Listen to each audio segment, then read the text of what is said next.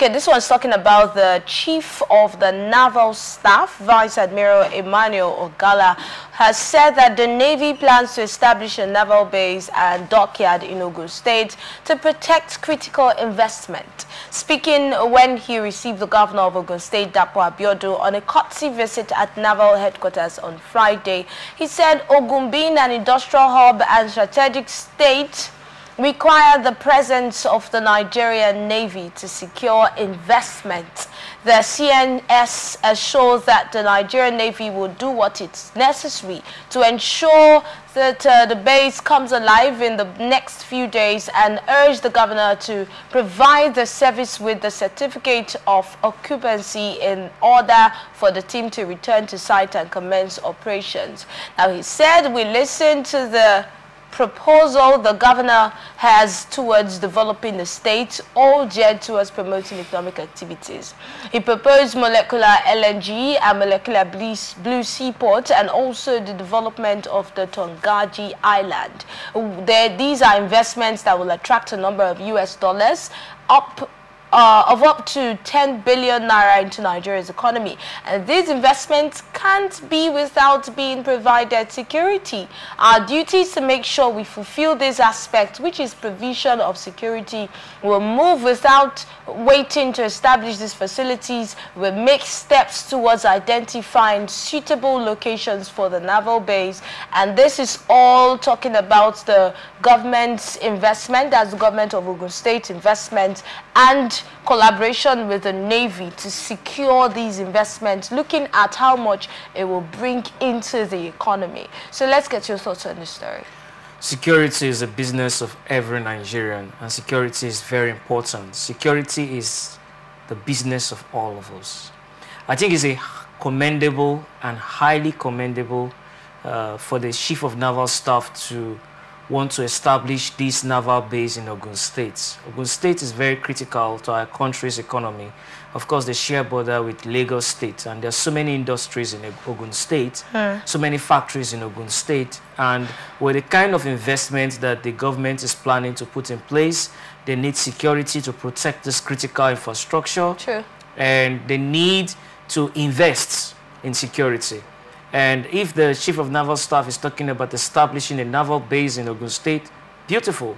So my prayers and my hope is that the project will be completed, the project will function, the project will be effective, the project will not end up like a white elephant project that does not see the light of day. I believe that if this project is put in place, it will improve the lives and citizens of not just people in OGUN State, but the Southwest region and Nigeria at large. So it is beautiful, commendable, and important for our economy. Now let's look at, considering the amount that they have stated that this particular project will bring into the state, or the Nigeria's economy in general, you realize that the IGR of the state, there's no how it will not be increased. And you know what that means for a state when they have an increased IGR, because we have some states in Nigeria that have stated that they do not even have anything really being generated internally, and that is really bad. They get to only they rely on what comes in from the federal government, and that's why you hear them saying things like, oh, we can't pay the 70,000 naira minimum wage, we don't want to let go of some staff, because of cases like that. So let's talk about some governors, you know, diversifying and, you know, increasing their IGR to help better, you know, the development of the state. The IGR is internally generated revenue. If you want to generate revenue, you have to think, you have to be productive, you have to be creative. As a governor of a state, your responsibility is not just to, you're not just there to occupy an office as an executive governor. You have to think, you have to analyze, you have to brainstorm, you have to create. You are the chief creator of the state, so you must be creative. And growing internally generated revenue is not an accident. It does not just happen. You have to invest in infrastructure, because when we talk so much about IGR, how are we investing in our public infrastructure? We need power supply, we need water, we need security, we need good transportation. All these investments will help stimulate economic growth and productivity because the industries will spend less. The cost of doing business will be easier. The business climate will be friendly for investors and for people who are interested in going into business. So if we've heard so much talk about IGRO being on the low side, the question is, how productive are you? Now, productivity must flow in the states, and there are so much potentials that can be harnessed and tapped into. So it's not normal for you to hear people say, oh, our IGR is low. Why is it low? There's no state in Nigeria that is not blessed. Exactly what I was about to say. It just looks like you read my mind. There's no state in Nigeria that is not blessed. No state in Nigeria is not blessed. I used to tell my friends that when God was creating this country called Nigeria, he had this country, there's a special spot in the heart of God for Nigeria. Everything that we need to develop, we have it. The human resources, the natural resources, the land, the climate, the rivers, the seas, the mangrove, the tourism potentials, the vibrant, energetic youths and young people who are doing so great all over the world. What we need is the right leadership, the right mentality, the right attitude to tap into our God-given resources. So we should not be complaining about poor IGRO. We should even be complaining that we have so much that we are even thinking of how to use it. If you agree, which we both have said, that there's no state in Nigeria that's not blessed, like internally you can look within and create wealth out of that state, then why do we have state governors who can boldly come out and say they might not be able to pay salaries, or they haven't even been able to pay the previous minimum wage to even start with, because they do not generate so much? And then this is a bold statement made by the governor, and maybe it feels like it should be applauded. Why do you think we still have cases like that in Nigeria? Your perception, your mentality influences your action. And the kind of mindset you have will influence your decision making. So when you listen to a man complaining, some of the governors or some of the leaders, when they occupy office, they have a long list of complaints about their predecessors. Oh, we met empty treasury. We can't generate enough IGRO. We don't have enough resources. We don't have enough revenue to take care of the needs of the state and the citizens. It's a reflection of the kind of mindset they have. And that is why we need to reform and raise leaders that will begin to think in the line of transformation, transformational leaders. You see, we are not suitors to negative situation. And that's the kind of mentality every Nigerian should have. If our leaders have that kind of mentality, you're going to see change in our society. We are not suitors to negative situation, and we don't allow negative situation to suit us. We are a product of what we think we are. And negative situation can be changed through our actions and inactions when we allow the light in us to shine forth. So you can't give what you don't have. So when we keep hearing complaints upon complaints, passing the buck or passing the blame, we need bold leadership. And we cannot allow this Nigerian project to die in our hands. You see, one of the things that inspires me when I wake up in the morning and when I head down, when I was coming to the TV station this morning, I saw some children on the streets that were begging. These are children in our country. They are a product of the failed system, failed leadership. Society have failed them. Their parents have failed them.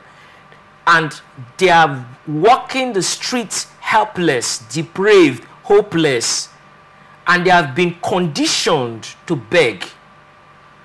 They have joined the statistics of millions of out-of-school children. So when we keep saying all this mess, it shows that we need to correct our leadership. And I've heard so many Nigerians talk so much about the leadership, but they don't see themselves as part of the leadership.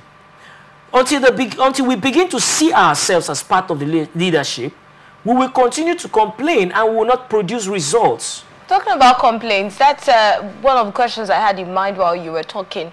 Because a lot of times we always complain about our leadership. I don't think there have been a time when I've seen Nigerians not complain about either the president or the sitting governor or some sort of leadership, right? We always complain about leadership. What do you think we need to even put in place to get it right in our selection?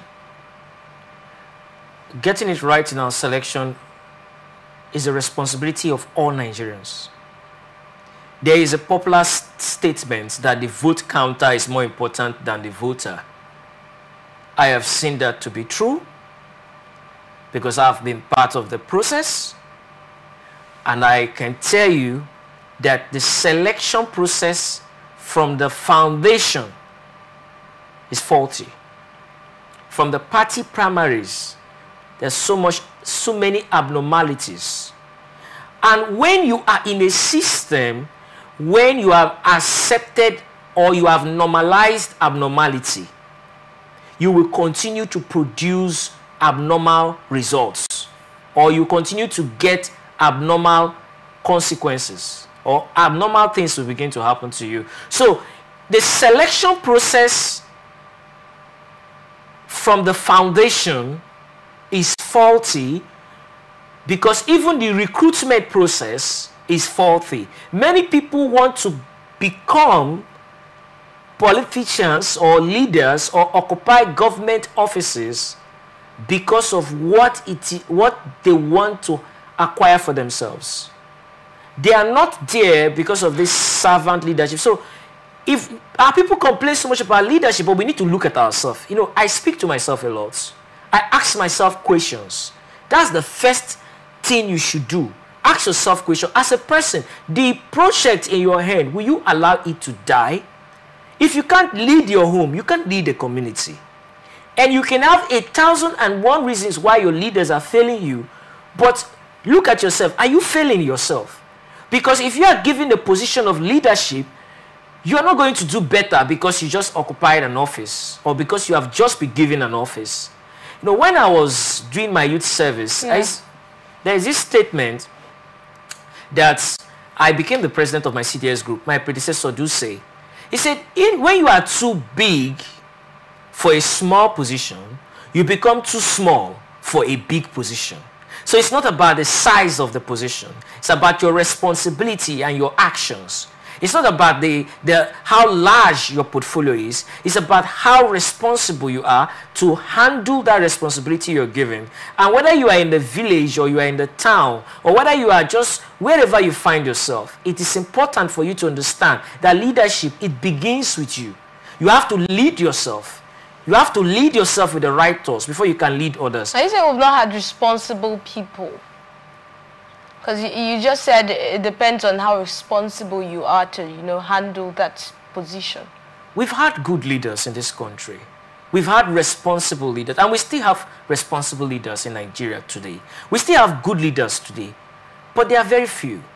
The population of those that are on the wrong side seems to be more than those that are on the right side. And hence, why we are having this program is to cause societal transformation, right? We are not here because we just want to speak to people. We are here because we believe in this Nigerian project. And that's what gives me joy anytime I wake up in the morning. Because I believe in this Nigerian project. And I believe that this Nigerian project will not die in our time, in our generation. If our leaders begin to think that way, that see, you have been given a responsibility, but let it not die in your hands. You are occupying an office. Let it not die in your hands. You are a father to your children. Be that good father to your children. So we have responsible leaders, but the population of those that are irresponsible are much. And many young people are the role models that they are emulating, or they are copying, or they are following, are the wrong ones.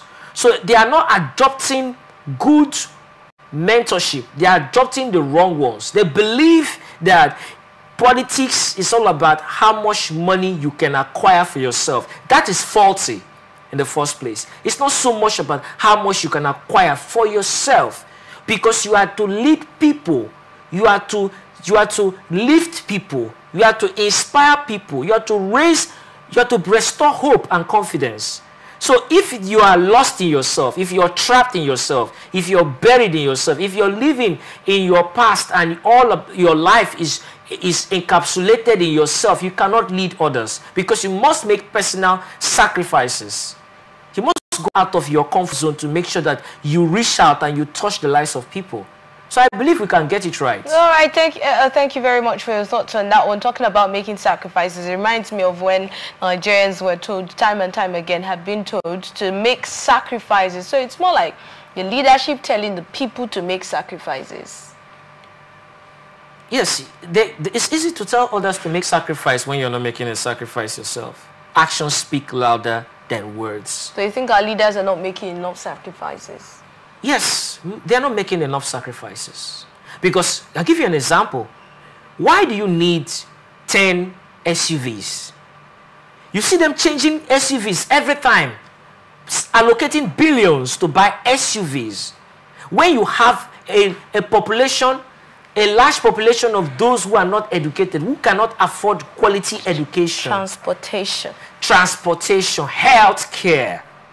You are riding an SUV to a village that don't have clean water. How sensible is that? You are riding an SUV with an envoy to a village that 60% of the women cannot afford quality health care. You are riding an SUV to a village where many of the youths are unemployed and many of them are now involved in crime. For campaigns, because that's the only time those SUVs get to the villages, when it's time for campaign. Your SUV is not lifting people out of poverty. It is meaningless to them.